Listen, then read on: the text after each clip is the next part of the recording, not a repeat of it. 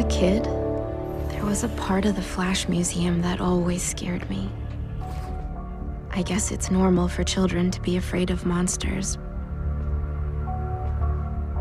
But this monster was different.